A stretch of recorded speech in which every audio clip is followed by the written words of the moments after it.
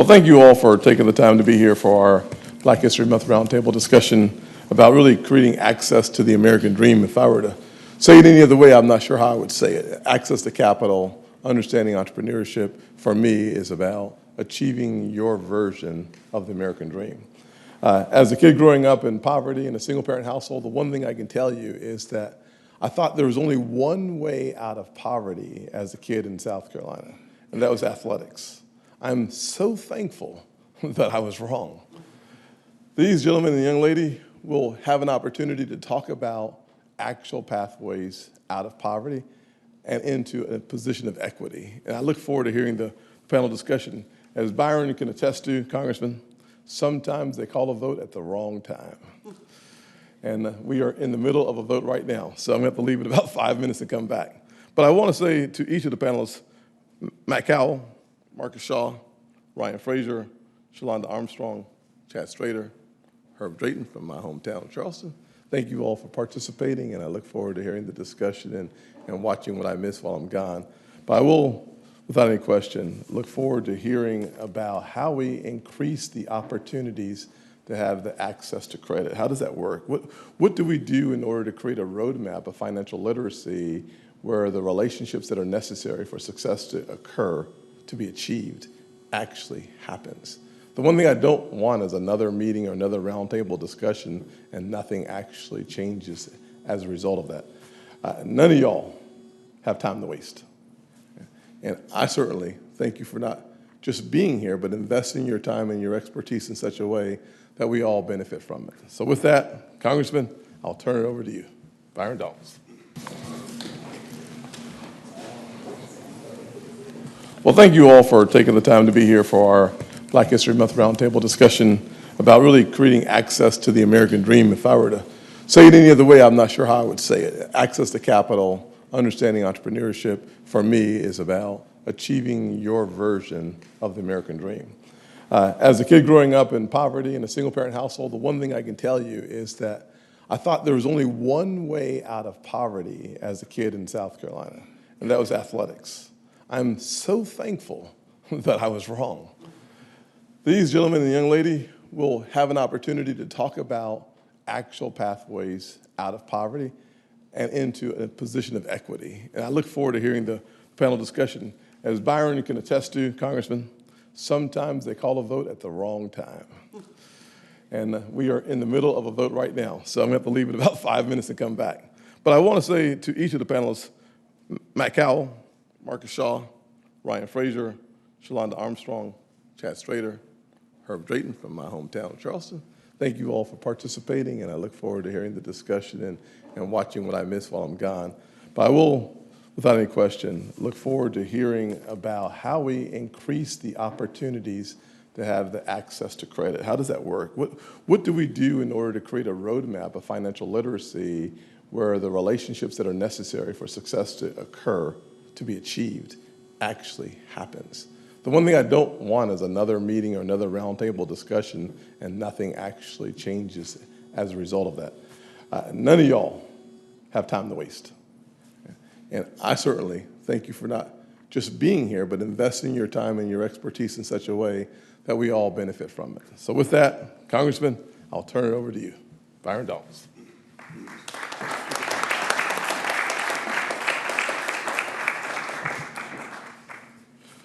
I want to thank Senator Scott for doing this. This is actually really important.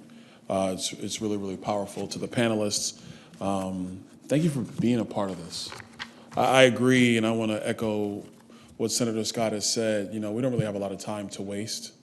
In our nation, there's so much promise and so much opportunity for everybody to be successful, and for those financial lanes in our economy to reach all people throughout the United States. And I really believe the policy changes that need to be made, those are within grasp. It's interesting, and I know I'm on the Senate side, and I'm not a senator, so I get to talk about it openly. It's interesting how, even today, with now the retirement from leadership of Leader McConnell, it also creates an opportunity where you're going to have new thoughts, new leadership on both sides of the Capitol. Something that has not happened in this town in, you could say 15 years easily. Obviously, everybody knows what year it is and what goes on in a year like this. So there's a real opportunity if there are those seeds, those building blocks, to really help the movement of capital and economic opportunity, that those seeds can actually be planted early next year and in the years past that. And so a couple of things that I mean by that is, first and foremost, good policy is good for everybody. One of the things that I've found that has been detrimental in this town has been some of the archaic financial regulatory systems that still exist, even though we're in the information age. I joke sometimes with my staff, and if you see me in House Financial Services, I'll joke and say, it's funny that our regulatory framework is based upon a time where you had to actually present your stock certificate to realize the fact that you owned the stock. And that's not the case today. We're in a world where cryptocurrency and digital assets, they themselves have such an inherent intrinsic value, and then the businesses and opportunities that are tied to that industry can also breed so much economic empowerment if Washington could just get out of the way and allow people to be successful. You're at a time where now young kids who are going through high school have the ability to even credential. They may not have to go to four-year university anymore, but they can credential and still make their ways through the financial system, through the economic side of that system, through career pathways. We're in a time where we're going to have to rethink energy in our country. And when you have to rethink energy, you have to rethink how you're going to capitalize it, how you're going to fund it, and how that's going to continue. You're in a time where, and I've said this in many other speeches, we're in a time where mining for assets is going to be in vogue again in the United States, because what was old is now new again. Nation states are going to have to control mineral deposits, not just be able to access them in other countries. So if you're going to have to deal with expansive mining opportunities, guess what? You're going to need capital flows to do that as well. I think the opportunities are really endless. And then last but not least, I'll say with AI, I mean, everybody's got like a little mini AI app in your phones right now. I noticed when I was looking up a document on my calendar, and Microsoft 365 said, my new AI companion is here in case I need anything. And I was like, I didn't ask for you. I don't even know why you showed up in my phone, but you did. But that's like the baby AI. I think with the true advent of artificial intelligence, and then when you couple that with quantum computing, there are going to be things in our economy that we can't even contemplate today in this room. So as a member of the House Financial Services Committee, I always joke, but I'm not joking, I'm very serious, to my colleagues who sit on Ways and Means and who sit on Energy and Commerce. I say, you guys have those cute little baby A committees, but the committee that really matters is Financial Services, because without capital flow, you can't get to any of the other things associated with our economy and how people are successful. So like Senator Scott, I'm very interested to see what you guys have to say today, and I do want it to be something that's tangible. Any roundtable I've ever been a part of, the one thing I always want to talk about and I want to hear is, what are the actual policy changes that we can effectuate on Capitol Hill to actually change the dynamics, to open up the flow, to allow people to be successful? And then as a former credit guy, when I was in commercial banking, how is this sustainable over a long period of time? This town loves to subsidize things, but that does not open up conduits that continuously flow.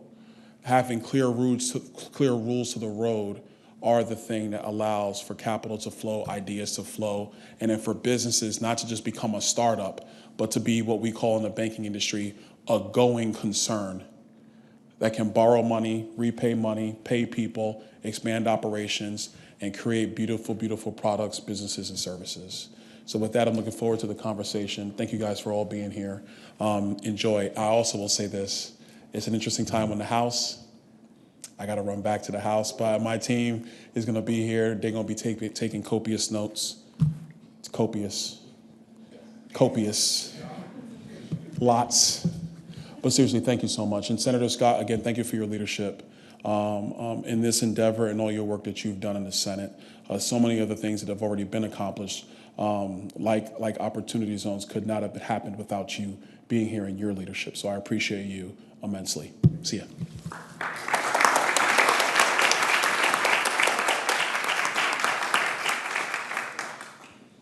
Let's see, can everyone hear me? Yes, I can hear myself. So, first off, I wanted to thank Ranking Member Scott and wanted to thank Congressman Byron Donalds as well for, number one, your service, for your leadership, and for focusing on issues of such importance to our country, our community, and issues that really will have a lasting impact kind of across the board. So, wanted to thank you again and give you another round of applause for that.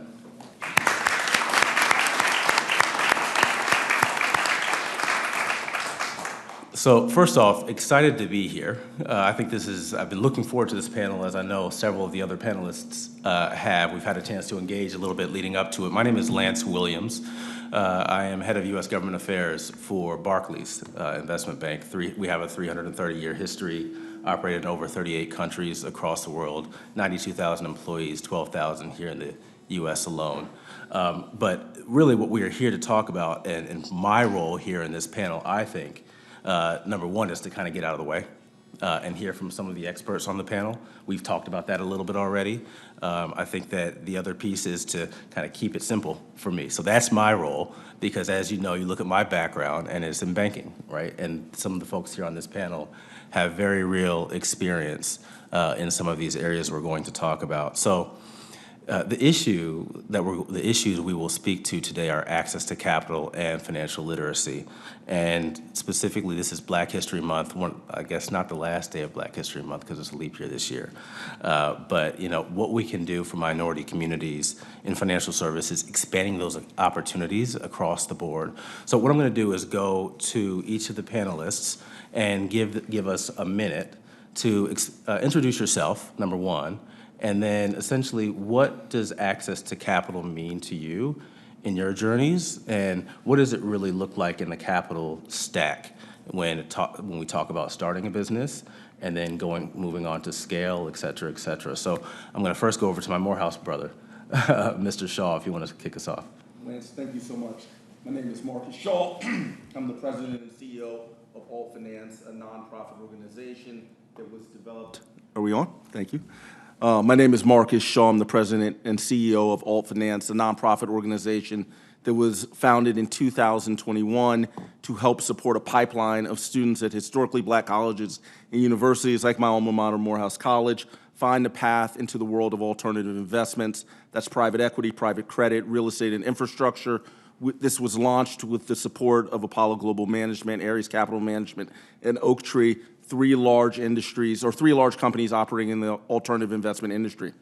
Why this is important to me and how I think it relates to the question of access to capital is that building a community and a network of investors that are operating, managing capital, and managing risk, particularly in the private investment markets, the private credit market that is one of the fastest growing markets in financial services, is important for all people, for all Americans. It's increasingly important to our communities that are underserved to have people who are not only operating in the business, but are bringing the rewards of operating in that business back to their own community. And so when you talk about a larger question around how can we build infrastructure to support this type of initiative around access to capital, number one, creating more opportunities for people of all backgrounds to be principal investors.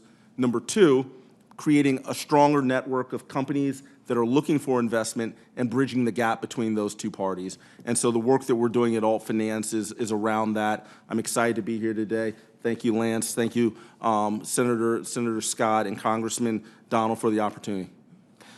Same question, Mr. Drayton. First off, thank you for your service to our country. But you've had a range of different experiences, entrepreneur, advisor, et cetera. So over to you. Yeah, thank you. Herbert Drayton, managing partner, Highmark Capital. We focus primarily on investing in BIPOC and women entrepreneurs with tech-enabled companies in the Southeast. Prior to this VC firm, I had a management buyout firm focused on acquiring and selling and starting companies in three verticals: software, healthcare management, and corporate professional development.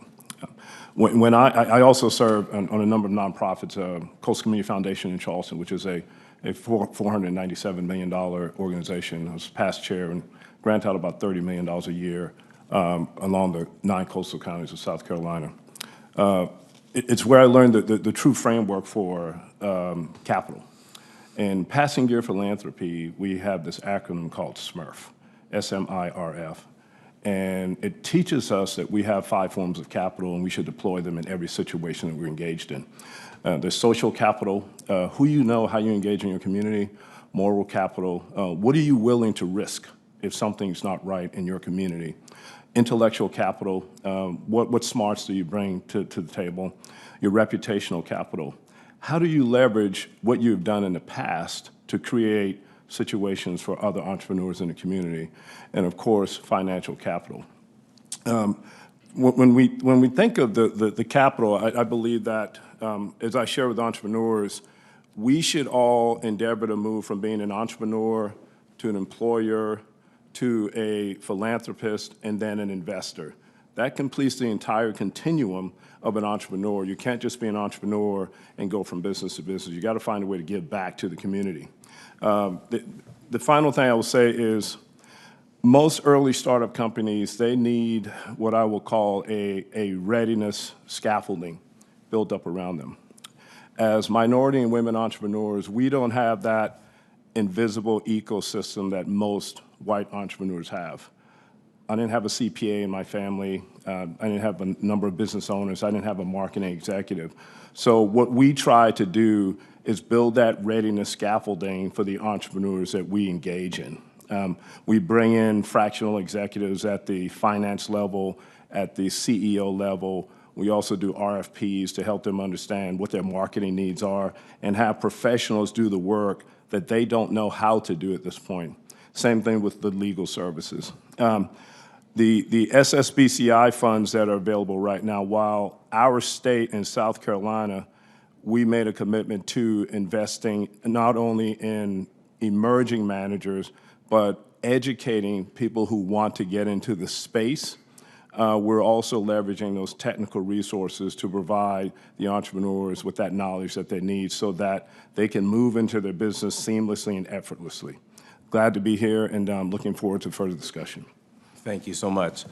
Same question, Mr. Conwell. You have an impactful story. We've talked about this a little bit. We've heard about this, and Mr. Drayton, we actually heard a little bit about the life cycle of a company, which we want to talk about a little bit more today. I want to make sure we dig into that. So over to you. Thank you for the honor to be here, Ranking Member Scott and the rest of the team. I truly appreciate being asked to be here. This is the first time I've been back since I gave my talk to Congress. So if you forgive me, I was like going through my testimony, like, I'm not doing that, I'm doing the wrong thing. Right? No, we're going to talk about that a little bit too. So I'm from Baltimore, Maryland. That's where that's where I reside now. I run Rare Breed Ventures. I'm the founder and managing partner. It's a $10 million venture firm based there. We specialize in investing in companies basically outside the major tech hubs, outside New York, Massachusetts, and Silicon Valley. But more broadly, we do North America, South America, UK, and Africa. But my journey starts off as a software engineer, working with the DoD with the top secret clearance.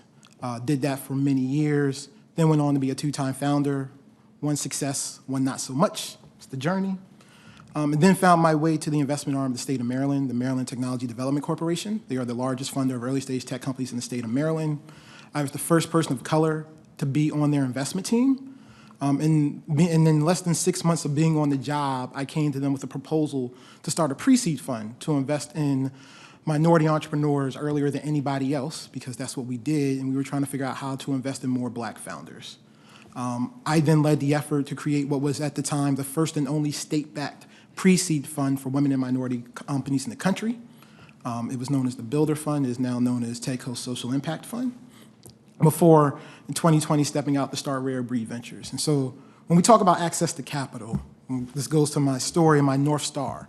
See, when I got into venture, I didn't do it because I wanted to start a firm or I wanted to prove a point. I did it because I really enjoyed the space. It kept me close to startups, and I could make a whole lot of money. But after I started this pre-seed fund for the state of Maryland, I meet this phenomenal woman. Her name is Shauna Step-Jones. She comes to me and she says, Mac, I have a great idea, like you and everybody else, but tell me your idea. She says, I want to build a tumble dryer that can dry a wig or hair extension in 15 minutes with no heat. That was different. It's very rare in this job that you hear an original idea, something you haven't heard before. So I do some digging, I look into the space, multi-billion-dollar space, absolutely no real solution in the space. You know, you got women using their microwaves, leaving their hair to just dry overnight.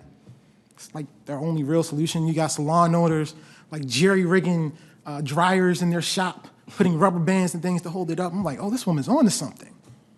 So I start working with her and mentoring her and trying to help her. And for 3 years, she got nothing but no's. She's too early, she doesn't have a prototype, people don't believe in the market. It's a multi-billion-dollar market, that's crazy. This woman had an engineering degree from Morgan State and a master's from Johns Hopkins. She even bought a small dryer off of Amazon and reconfigured it to prove out the concept could work. Still not good enough. And so one day I get a call and she tells me, she's all excited. She's like, Mac, I figured out how to pay for my prototype. I'm like, great. But I'm a little cautious because I know founders are crazy. They like to do wild things, right? Sell their car, mortgage their home. So I'm like, so how'd you get the money? She said, I became a surrogate mother. This woman gave birth to twins for a nominal amount of money just so she'd get some money to start building a prototype. Not even the full amount to get a full prototype built, but just to get started. Because that was the only way she could see to get access to capital. After I had started a program in my state to help founders like her, and I still couldn't get her funded. And I got upset because I literally couldn't think of a single fund in America I could have worked at at that time that would have made an investment in that founder. And so I was like, okay, if nobody else can do this, then I have to do this. And so that's why I go to start Rare Breed. And that's why we're here today, to talk about those stories and how we fix that, and what we could do here in Washington and beyond to fix some of those challenges in our community. Ms. Armstrong, you're working to fix that, bringing access to capital and ecosystems that are typically underrepresented. Can you talk to us a little bit about that? Sure. Hi, I'm Shalonda Armstrong, managing partner of 100K Ventures. So I have been in the tech space for close to 20 years, similar to Max, started my career off as a software engineer, then had the opportunity to pivot to technology strategy consulting, worked for some big firms, even sold a professional services firm over to a big tech company. And in between that time, I had been an angel investor, and I had achieved what we'll later touch on, the accredited investor status, right? And so I was able to invest, I've invested in over 30 plus companies to date. And I was noticing that tech companies that were not located in Silicon Valley or Boston or New York were quickly being overlooked because there was this stigma that they could not get access to talent. And so I wanted to be able to change that narrative. And so I started 100K Ventures, and we invest in diverse management teams across what we call the future of work and women's health. And so for me, access to capital is the bridge of innovation for, let's just say, 51% of the US population, and that's women, right? So within the healthcare space, there has been a lack of innovation in women's health specifically. And so with access to capital, we will finally see healthcare and healthcare technology move the needle for 51% of the US population. And so that is why we're here today. And you've also been our North Star in our conversations to keep us on the right track. Hailing from Chicago, Mr. Strader, you bring a different perspective to this conversation in many ways. So if you could talk to us a little bit about that. Sure. So good afternoon, everyone, and thank you, Senator Scott, for the opportunity. I'm Chad Strader, co-founder and managing partner of Red Arts Capital. We're a Chicago-based private equity fund. We're sector-focused on supply chain, logistics, transportation, aerospace and defense, and food and beverage companies, so largely in the industrial space. We founded the firm in 2015. My business partner, Nick Antoine, and myself. Nick was at a firm called Ariel Investments, based in Chicago. He was assisting the CEO, John Rogers, at that time, and I was graduating from business school from the University of Chicago. and we felt like we had an opportunity to build something really unique and unparalleled in the private equity space. So we launched the firm in 2015. We did 6 acquisitions, deal by deal, raising money for each acquisition one at a time. And then we had good success, and we decided to really institutionalize what we built. So in 2021, we decided to launch our first institutional fund. We closed that last May at about $300 million, largely supported by very well-known pensions, university endowments, family foundations, a whole host of great names behind us. And with that, we feel like we can do something unparalleled in the space. So we provide, as private equity, we provide liquidity to business owners. So that's one way we look to provide access to capital. And with that capital, we want to grow businesses, scale them, and eventually exit them and return those proceeds back to our investors. So we've had some really good success in that model. And I probably want to touch on a couple of things from the private equity space, and while I think maybe a little bit unique than some of the other folks on the panel. So reason why I believe private equity is so strong in this country and it thrives is because the United States is beyond the #1 leader in the regulatory frameworks. So we have excellent regulatory frameworks which allow for secure investments in the space. We have a capital markets that's unparalleled. And I've traveled across the world. No one can really compete with the United States from a capital market standpoint. And then lastly, we have the access to the American dream. So with those 3 pieces, I feel like we have a really unique place in private equity where we can provide founders, families, multi-generational businesses, the largest liquidity event, and then use those proceeds where they can extend them back to their community. So we invest throughout North America. We're typically partnering with industry veterans who will become the CEOs of the company. So that's another opportunity for access to capital. We're bringing in industry veterans from 20 to 30 years of experience where they can spearhead the leadership and the value creation plan. Lastly, probably just want to note, private equity, when you think about life cycle of a business, we're focused on businesses that are long-term, stable, durable businesses, usually where they have achieved several $1 million of cash flow. Typically, we're investing in businesses 50 to 300 million in revenue. Historically, they've been doing that for several years. So we typically like to help businesses grow, scale, and take them to the next level. So with that, I'm really excited about the opportunity today and look forward to being value add to the conversation. Thank you so much. Mr. Frazier, from the looks of things, you've achieved scale. Yeah. And then Mr. Strader touched on some of the regulatory challenges. So over to you. Yeah, there used to be a time where the old saying, they saved the best for last, but I guess that went out the door. I would disagree with that. We have a lot of rock stars up here, so we're all. I appreciate that, Lance. You got it. I needed that reaffirmation. So, hello, everybody. My name is Ryan Frazier, managing partner and CEO. When the team at the banking committee reached out on behalf of the senator to participate in this panel, this conversation, I was like, does a woodchuck chuck wood? Yeah, absolutely. I'll be part of the conversation. So thankful to the senator and to the team here for reaching out. A little bit about me. I'm an entrepreneur. I'm a business owner. I'm an investor. I'm also an advisor to companies, including those in the financial services industry. I'm someone who also uses those services. I also happen to have the honor of serving in the United States Navy, where I was assigned to the National Security Agency.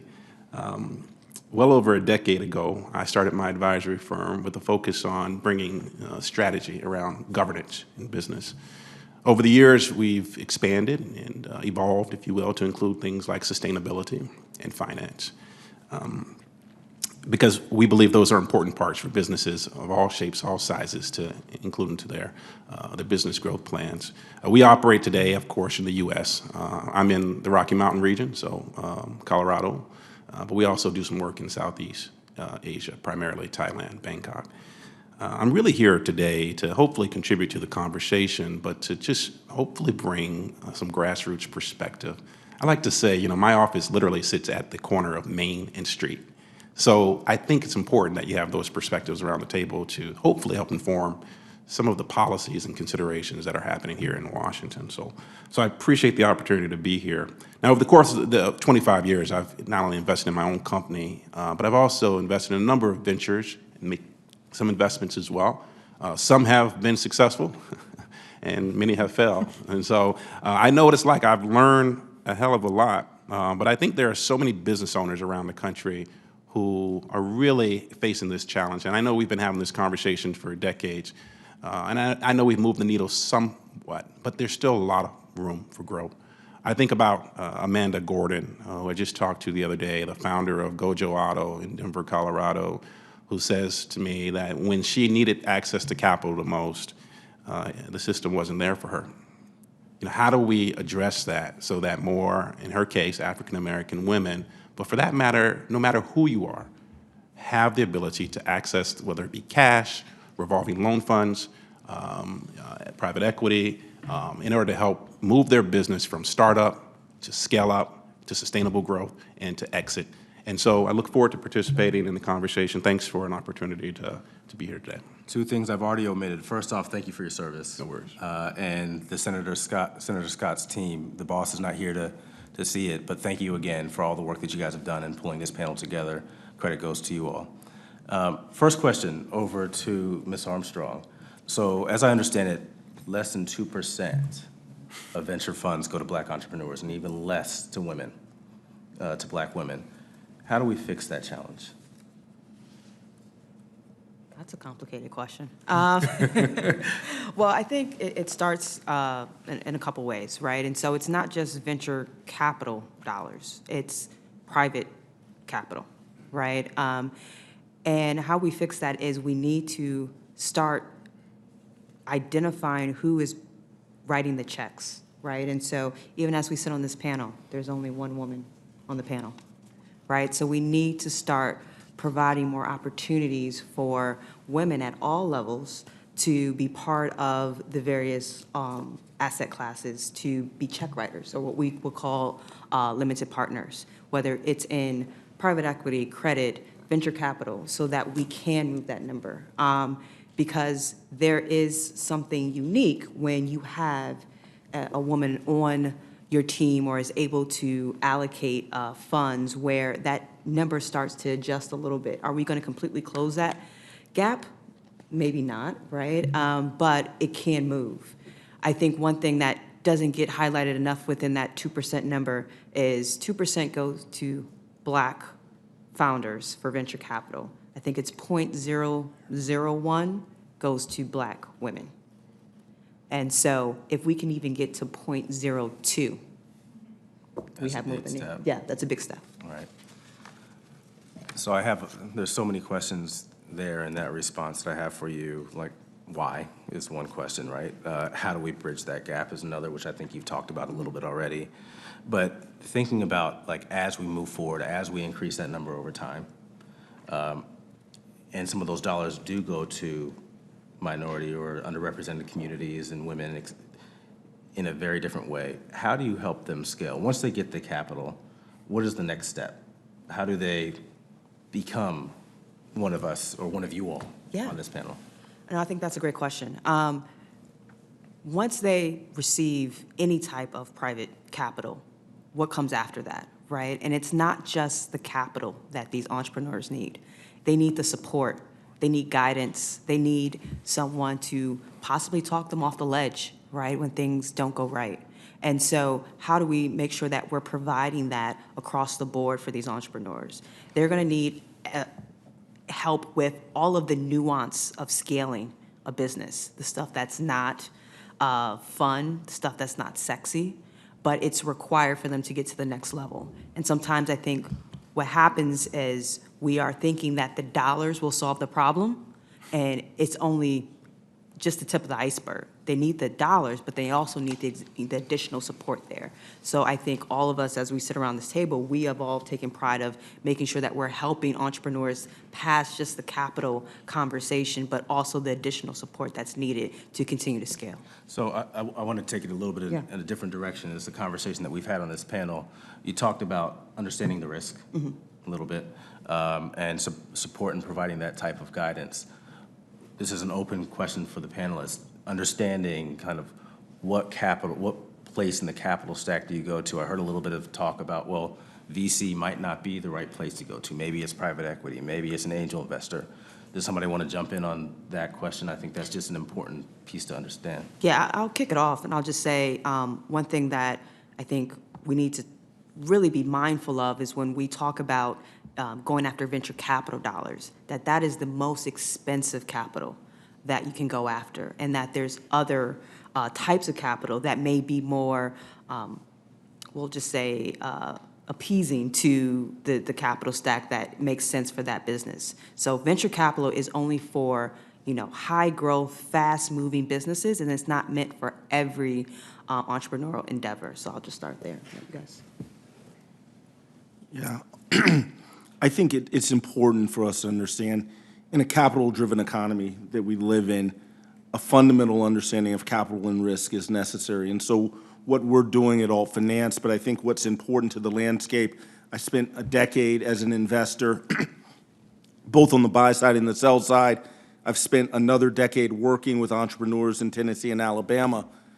Having entrepreneurs have a fundamental understanding of what the people on the other side of the table are thinking about, and creating more people on the other side of the table that entrepreneurs feel comfortable engaging with. That's when you get the understanding that, all right, maybe debt financing is what I'm looking for. Maybe it's mezz financing. Maybe it's VC. Maybe I'm in a company that I've been in, I'm looking for a succession, a way to get out of the business. I go to somebody like Mr. Strader that can provide an exit opportunity for me.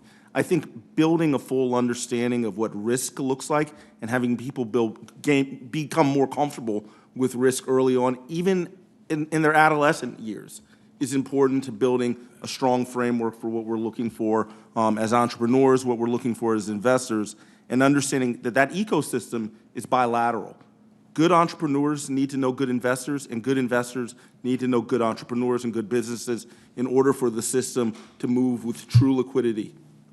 Marcus, and you hit on something, and I'm just going to go a little bit earlier in that process. I remember when I started my company, again, well over a decade plus, and I'm sure a lot of businesses were in the same shoes, are in the same shoes as I was. I didn't even bother going after trying to access capital. I mean, for a number of reasons. One, I use my own money, and unwisely, I certainly wouldn't make this recommendation for anybody who's listening, my personal credit cards to get the company going.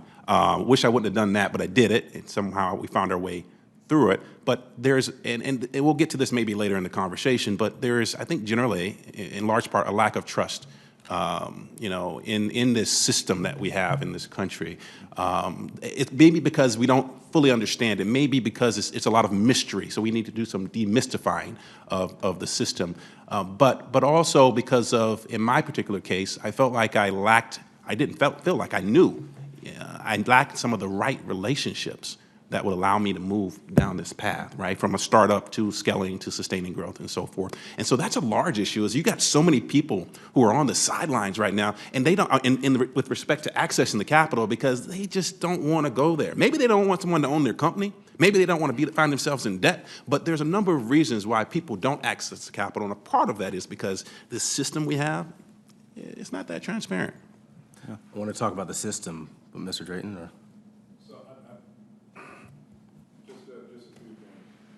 We can't, no, you need to push it again. Okay, just a few things. I want to share some statistics. My colleague mentioned I guess the challenges with VC. With the Securities and Exchange Small Business Capital Advisory Committee, we met yesterday, and they did their annual report on 2022. And there are some statistics that came out of that report that I'd like to share with the panel and the folks sitting in the audience here. So only 8% of small businesses actually applied for venture capital funding. The average round for angel investors with these companies was $356,000. The average equity position that VCs requested with these companies was at 9.3%. That's the equity that they requested, and that's down from about 13%. Our floor is 12%. The time from a seed to Series A in 2014 was 14 months. Last year, that time moved to 25 months. So those are some key statistics that... Question, what is seed to Series A? Seed, all right. Seed funding, meaning you don't have any revenues. You're very early stage. You may be at the ideation stage. If you're thinking about a technology readiness level, you're probably somewhere around a 4 or 5. You've got an idea. You may have a product or service, but you haven't really identified a strategic customer or a partner yet. Same thing on the manufacturing readiness level. You have a process that you want to implement, but now you've got to engage customers to lean in and buy it. And I want to go back to the question you asked earlier. What happens after we write the check? What are some of the things that happen? And I talked earlier about this readiness scaffolding. I think there's some key things that, at least from my perspective, check writers can provide to small business owners. One is governance. Most small businesses, they refuse to have a board. I didn't have a board when I had my management buyout firm, worst mistake I've ever made. And as I share with entrepreneurs, most of them have a vanity board. Those are boards that can't fire them. And I encourage them to create a board where they can remove you as the leader of the company, but not take away your company. That's very important. The other thing is strategic partnerships. Most of these folks don't understand the language of partnerships and engaging with folks. I think that's important. I don't believe that entrepreneurs are not experts at fundraising. So if we write a check, we need to be willing to lean in and help them with fundraising. As I shared with you, the average time from seed to Series A in 2023 was 25 months. If we write a check, we should be prepared to understand what will the capital needs be for at least the first 25 months, and then we get them to that Series A, hopefully take all of our chips off the table. And the last thing I will share that I think every entrepreneur needs and most decline is fractional executive support. I have never met a tech entrepreneur who does marketing well. Just because you have a Facebook account doesn't mean you understand social media marketing, right? So we help them by preparing an RFP, and then we find the right marketing firm to work with them. Likewise, CFOs, we're gonna talk about financial literacy, but that's one that 71% from this report, 71% of the entrepreneurs believe that they have a deficit, a significant deficit in financial literacy. That is fantastic. Go ahead. Yep. I just wanted to jump in real quick before we shift the conversation. I want to go back to the original question. How do we get more people that look like the folks up here? And that means in order to get more people who look like us deploying capital, that means the places we go to get capital have to be open to folks like us. Something that really interesting that happened post George Floyd was all these companies came out and said they wanted to support Black entrepreneurship. All these firms came out and said they wanted to invest in Black founders. Your large institutional LPs who hold the majority of the money that gets put into this space said nothing, because they didn't have to. Most people don't know who they are. And fundamentally, whether they work with us or not, it doesn't change their business model. Because nobody's getting fired for putting money into the guy who's spent out a big name firm or Ivy League college that doesn't work out. But if you put into somebody who looks like one of us and that doesn't work out, well, you might have to explain that to your bosses. And as I think about that, I told the story about this woman who I wanted to help. So I had to figure out how to raise my first fund. Admittedly, I knew how to invest, I knew how to source companies, all that. I didn't know how to find or get in touch with LPs. And I didn't know LPs. LPs are limited partners. Limited partners are the people who invest into funds of all kinds, right? So I didn't know how to get to them. So I'm trying to figure it out. And then I realized a lot of people, if you look at how I look, you know, I very rarely wear one of these. I didn't fit the aesthetic always. And so luckily in the previous administration, and this is going to get a little technical, but technically when you're raising a fund, you can only have 100 limited partners, with you being one of them. So 99 people can invest in that fund, right? So if you're raising a $10 million fund, the smallest check somebody could write to you is $100,000. I don't care if you're an accredited investor, not every accredited investor can write checks like that. Well, in the previous administration, they put in a new regulation where if you're raising a fund of $10 million or less, you could raise from up to 250 LPs. There was also, thanks to the Jobs Act, another regulation that came out that allowed for funds to publicly solicit that they had a fund and that they were fundraising. Normally, that is illegal. You're not allowed to do it. But with this one regulation, 506C, you can publicly solicit, but all of your LPs must be accredited investors. That's fine, because those are the only people who could write checks big enough for me anyway. So I knew that going in. And so my pathway to raising my fund was partly through Twitter. So 80% of all my LPs came from a Twitter interaction. So yes, I raised my fund off of Twitter. Every single one of them are accredited investors. Interesting part is I started off telling people I had a very low minimum to get in my fund of 5K and 10K. That was the way I used to build the momentum to start to get to the point where I could raise a $10 million fund. I have 194 LPs in my fund one. 162 of them, 83%, put in 50K or less. Many of them first-time LPs, many of them black and brown folks. My next fund, which is going to be markedly larger than my previous one, not a single one of those LPs can participate. No matter how much they like me, no matter how well of a job I do for them, doesn't matter because they probably can't write a $400,000 minimum check. That's kind of wild to me. And when we start talking about accredited investors, Is that because, go ahead. No, when no. we start talking about accredited investors, right, people say these are rich folks. And you can be an accredited investor, be making, you and your significant other combined have over $1 million of assets.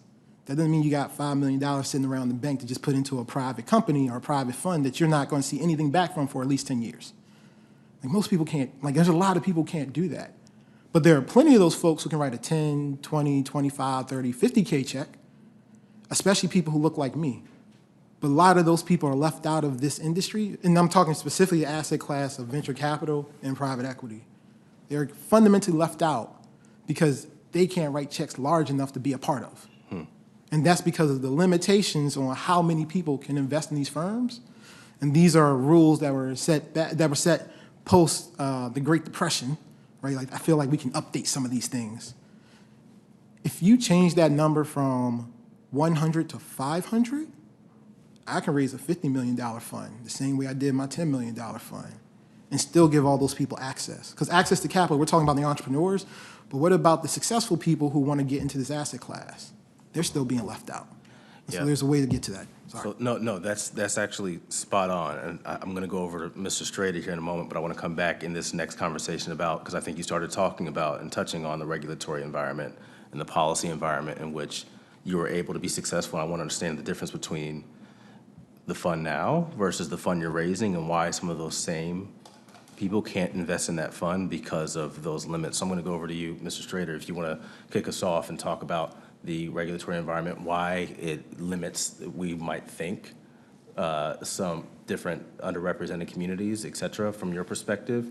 And then from there, get into this conversation and probably move into a conversation about the definition of an accredited investor and what that really means.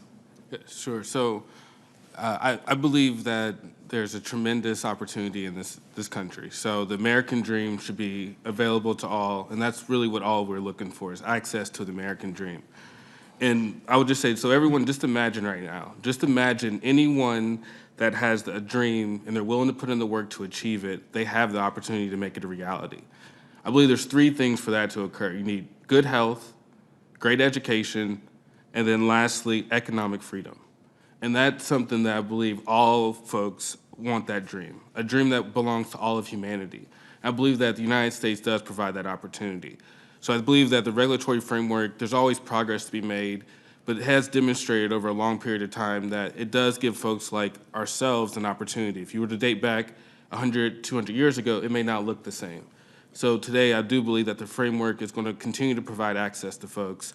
I believe that the limited partners are continue to have a focus on how to have the best returns, and best returns don't necessarily have to come from the same ways they've been doing things. So I believe that diversification is always a risk mitigant, and I believe that limited partners are becoming really, I would say, on top of this, and they're making significant strides. So we've seen tremendous success in our model. We've had great opportunities with our limited partners. We believe that as long as we can continue to have this opportunity for access to capital and economic freedom, that dream for everybody will be apparent. So that's, for me, a big focus is how do we have access to the American dream, because I am a product of the American dream. And I believe that there's hundreds and hundreds of folks like myself, ethnicity, nationality, race, and different, who all want that opportunity. And I believe that that's something that they can achieve here. Mr. Strader, could you, and I'm going to go over to you, Mr. Frazier, if you could just help us better understand where you fit in the capital stack. Yeah, sure. So private equity, we are typically looking to take control positions in companies. So that means we're effectively acquiring 51% of the business. Typically, we replace the board of directors. We augment the team by bringing in additional folks, finance, operations, sales, and then we look to really grow these businesses. We're acquiring businesses that have, one company we acquired was founded in the early 1900s. Fifth generation was running the business out of the Midwest. The company was looking for liquidity. It's fifth generation, over 60 shareholders. We were able to provide them liquidity, but at the same time, this company was yearning for growth. They had great employees, great team, great culture, and we were able to come in, provide increased benefits, increased wages, increased opportunities for these individuals, and that's something that we strive to do. So private equity plays a really unique role in the capital markets. We're typically acquiring businesses that are mature in nature, that have great growth trajectories, and feel like they can provide our investors a stable return. So often we're looking at businesses that have been around for 10, 15, 20 years. They have solid management teams and clear growth plans, but typically they need some capital to either do more acquisitions, invest in more capital equipment, invest in people, and that's where we look to provide support to the businesses. That's super helpful. And just to do a quick time check, we have probably until about 4:15. So if we could touch base on quickly additional pieces, touch on accredited investor, the definition, and then move on to financial literacy. Yeah, I'll just touch on two things. I'll try to be very efficient in my thoughts. And when I look at the regulatory scheme, I start to think about how can you incentivize the ability for more people, to Mac's point, to get in at what I consider to be reasonable minimums. Or maybe for purposes of today's conversation, Main Street minimums, right? And I'm thinking specifically in this case in terms of alternatives, but I think of like national examples like Blackstone's BRIT, which you can get in I think for as little as 10K, but also more local. We do some work with a company called Bow River Capital in Colorado and their Evergreen Fund, which is more of a mutual fund, but it allows you to get in at 50K, right? Creating an environment that incentivizes the proliferation of more of those types of funds around the country, I think will help increase access and the ability for individuals to get in these investments and hopefully, create some wealth for themselves long term. So that's one. Two, I got to touch on this because I don't feel like we're going to touch on it much, but and that's the banking side of this with respect to accessing, capital. I was talking with another bank CEO that I do some work with about financial inclusion and why they don't seem to, loan that much to minority-owned, veteran-owned, rural businesses. And one of the things he was telling me is about, and they're governed by the OCC.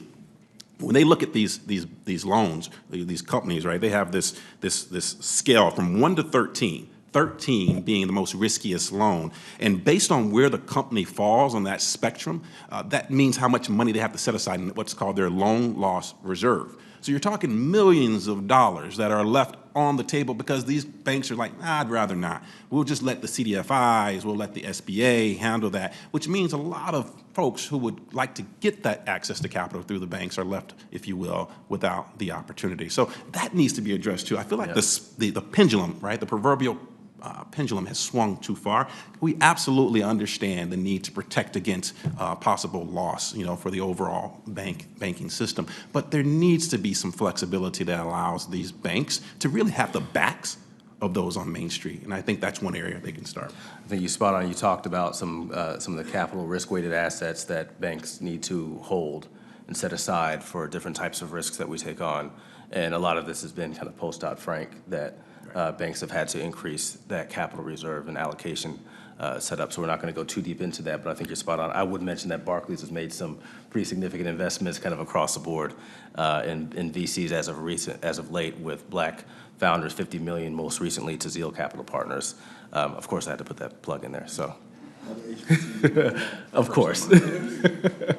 So, Mac, anything to close us out, or Ms. Armstrong, around access to capital and we were talking about accredited investors. I think that we really kind of hit the landscape, the waterfront. What do you guys think? You go ahead. So when you think about the accredited investor piece, right, that means somebody's making $200,000 a year each year for the last 2 years based off of their tax returns, or somebody who has $1 million worth of assets, not including their personal residence, right? That's a really high bar. But even if you meet that bar, to your point, my first fund was $10 million. I could have 250 folks.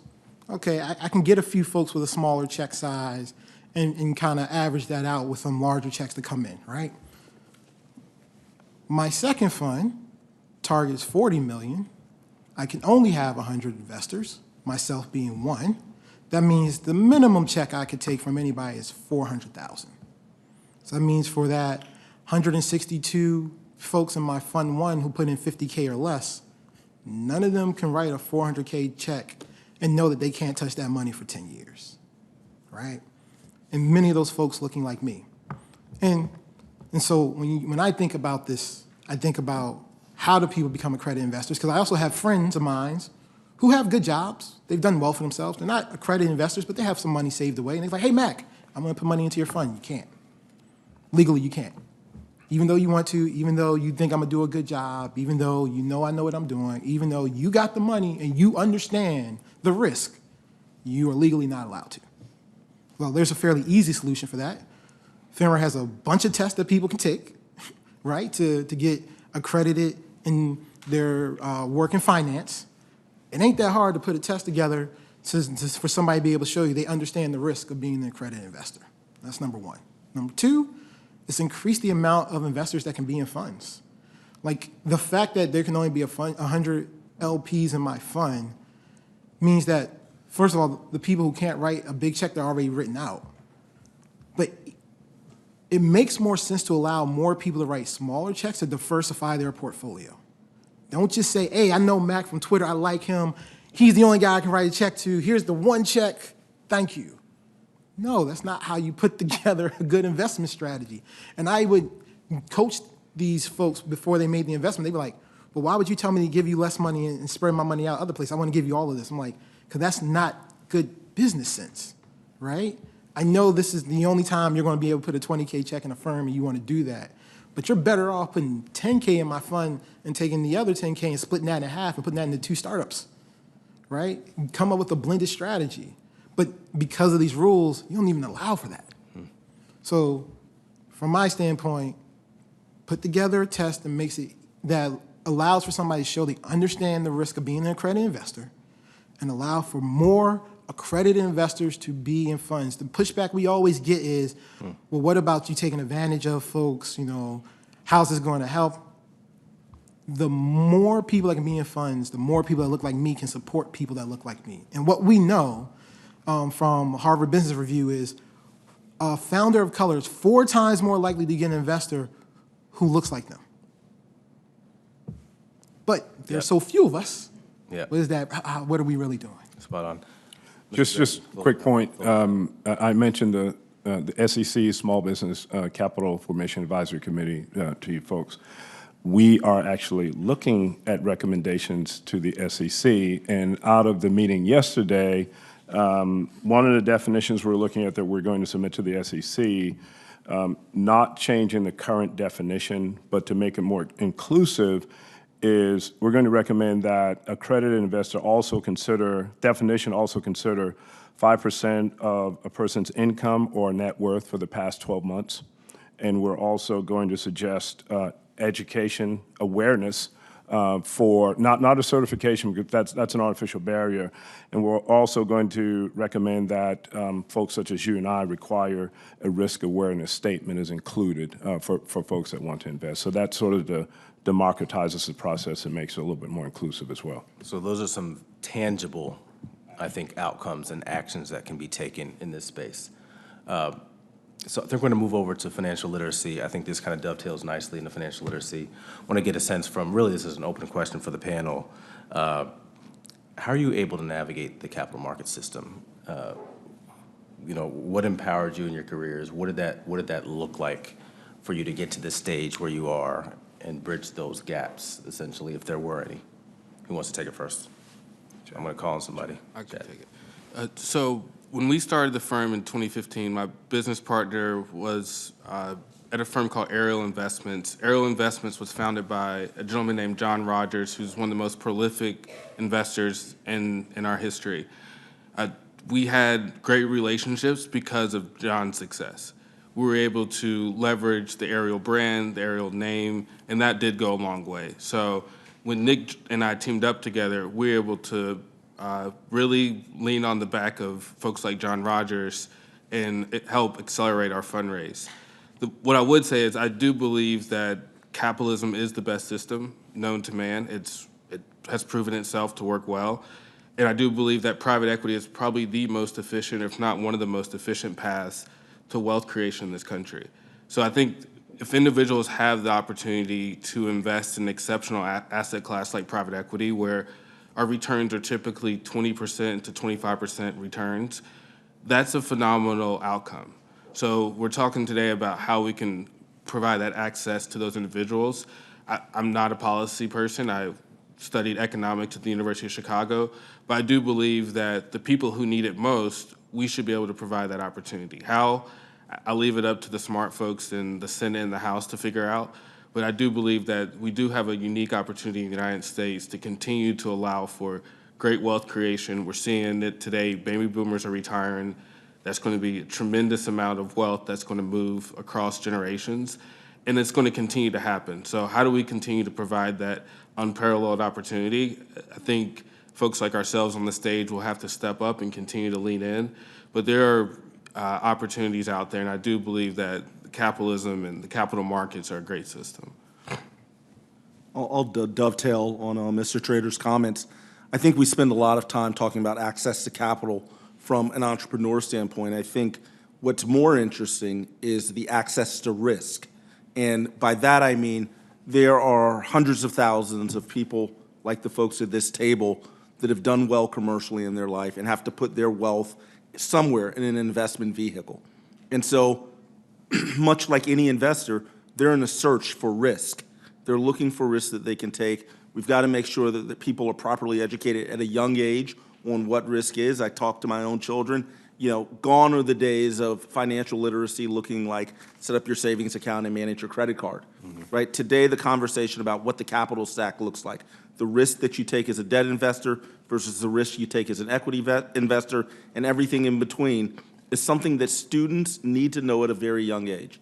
I would say this needs to be part of the K through 12 education system and certainly part of the post-secondary education system.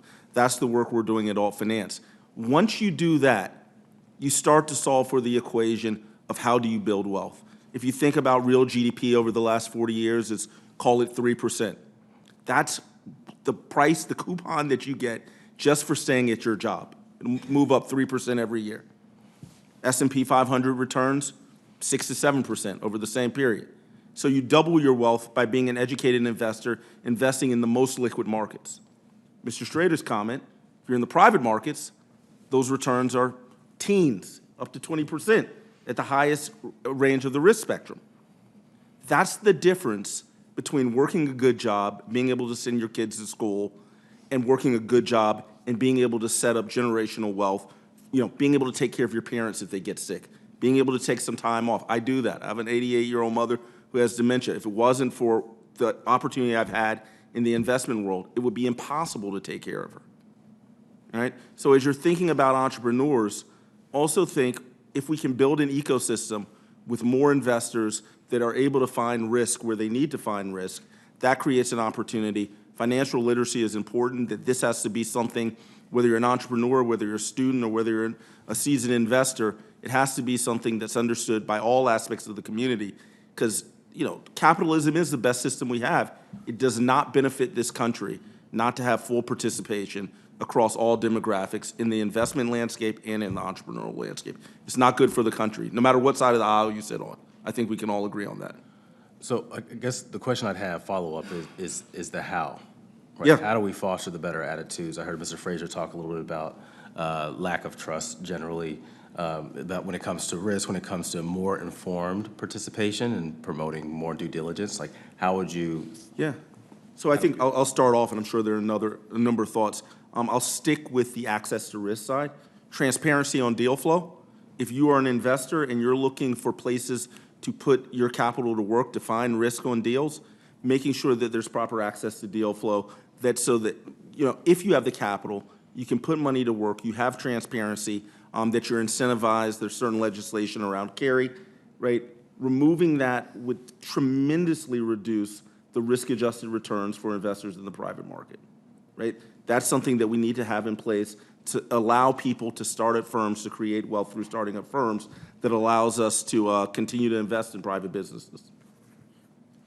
I guess I'll add on that again. I've been trying to take on the approach of more of a grassroots perspective in my comments today. But one statistic I'll point out that I think speaks to the trust and relationship issue that does need to be addressed.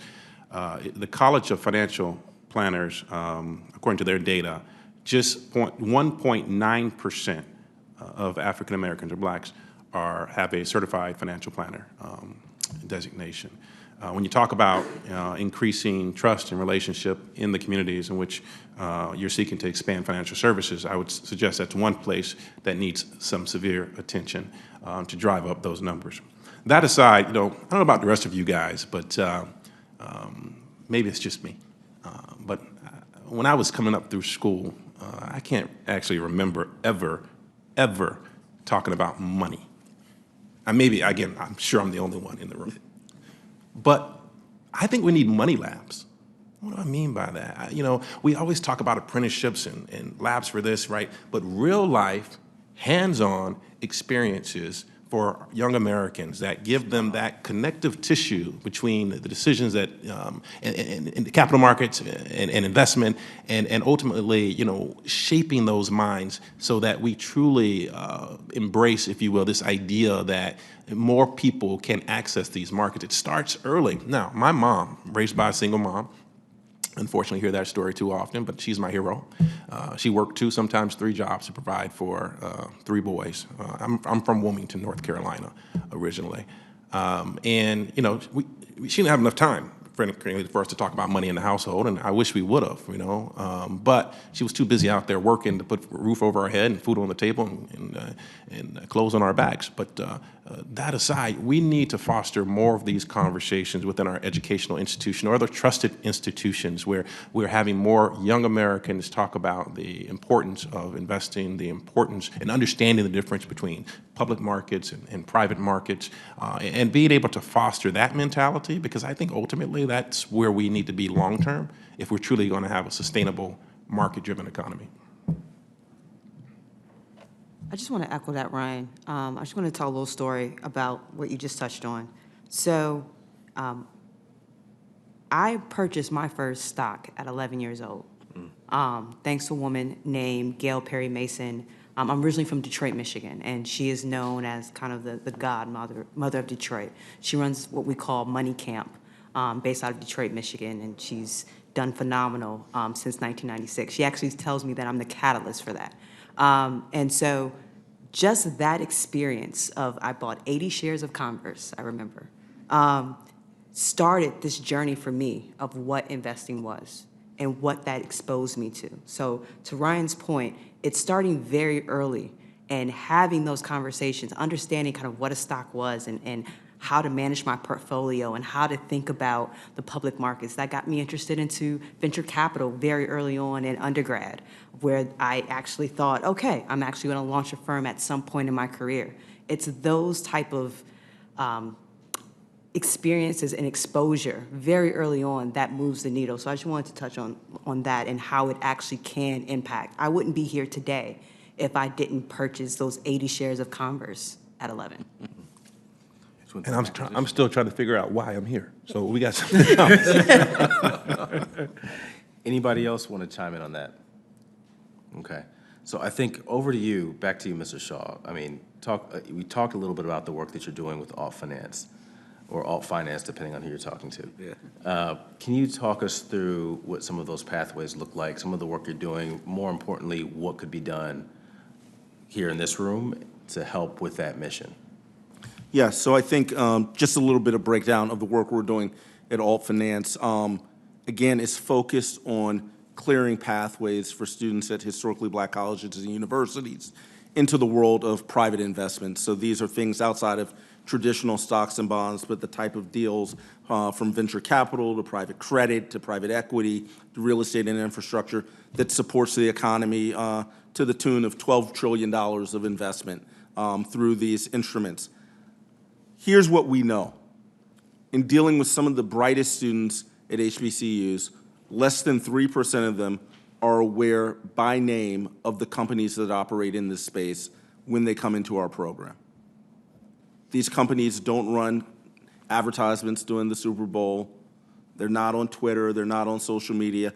Largely, they operate from a marketing standpoint in the shadows, but again, they're in control of some of the largest and most successful companies that operate in the world. And so from our standpoint, we're focused on co-curricular education that supports these students as they matriculate through fantastic colleges and universities, but give them co-curricular education that is not found in any classroom, save for a couple of the most well-resourced elite universities in the world. One of them is our partners at the Wharton School, University of Pennsylvania. But the students at HBCUs are fully capable when given the opportunity and the resources to have those types of opportunities. Building a network of people around them so that they have mentors, right? And people that can guide them through decision-making and contextualizing what they're learning in the classroom. And lastly, we have students that are going on to take internships in full-time roles at these firms, oftentimes being the first person in their family to ever operate in the capital markets or the private investment markets. What can be done from the folks that are lawmakers and policymakers? I think number one, and some of that work has been done already, we've got to make the cost of education reasonable for students so that they can pursue high-risk, high-reward careers. We've got to, number two, I believe that what Mr. Frazier's comments around creating money camps makes sense. Again, we never had any conversations about money. My father's a naval officer. My mother was a public school teacher. We had conversation about politics and education and religion and all other things at the dinner table. Never talked about money a day in my life. So creating the same type of programs that we've done to support STEM, to support healthcare through legislation, we need to do to support really understanding the capitalist framework that we operate in, because it doesn't benefit anybody in this country for us not to be operating at full potential and every citizen not to be operating with full awareness of how the system works. The private investment side of the business, any barriers that exist that prevent both risk takers and risk seekers from participating in that system have got to be reduced. We've got to make a more transparent business model. And once we do that, I think that we will see a dais like this will become bountiful. We'll have many more women there. I mean, that's the other thing that I think is really interesting about alt finance, and this is true about the Black community. When you're looking to find parity around gender, 50% of the people that are in our program are women. I would put that up against any other financial services organization in terms of inclusion of women in investments. But that is something that happens when you start to delve into the HBCU community where there's over-index of women. You find that you're going to get parity now of women in the workplace. I think we saw that in a real way when we were down in the AU Center. I want to thank everybody for their time, but before we wrap it up, because we are at time, I want to go to everybody and try to wrap it up in a bow with one word. That's a lot. All right, it's a lot of conversation about how we can take this forward. So, Mr. Frazier, to you first. I'm going to go over to Mr. Drayton next. You know, I'll just say, well, thanks to everybody who stood out with us and hung out and listened to us go back and forth. And I hope you all are part of this solution as well. One word, grassroots. The bottom line is we need these types of conversations to continue, not just here in D.C., but all around the United States of America.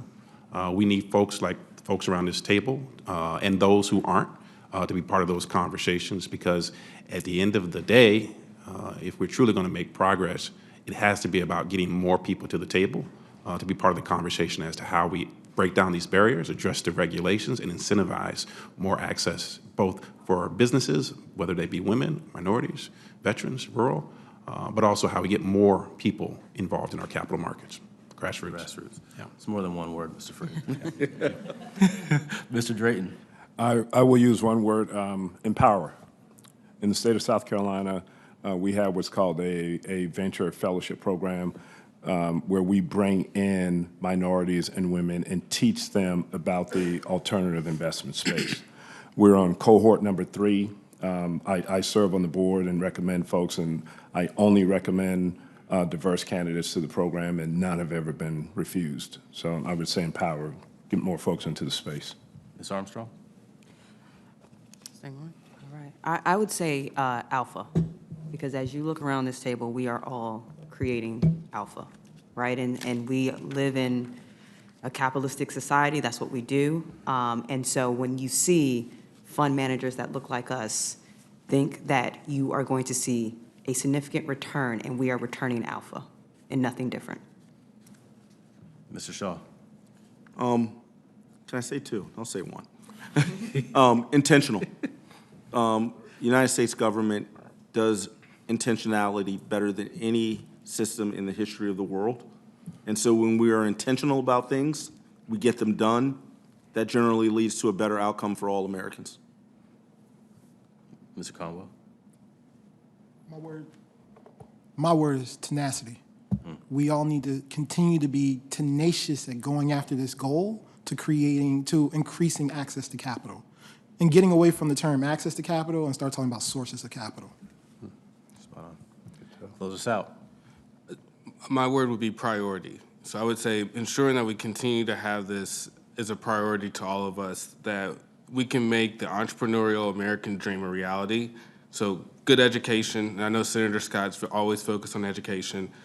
Second would be ensuring we have great education systems and job training. And lastly, access to the capital markets, and with that, ability to pursue an entrepreneurial journey. So I would leave it with priority. Well, thank you all for your time. Thank you for the panelists. Thank you for Senator Scott and his wonderful team. And thank you all again for your interest and investment in this work. Take care. Thank you. Good conversation, man.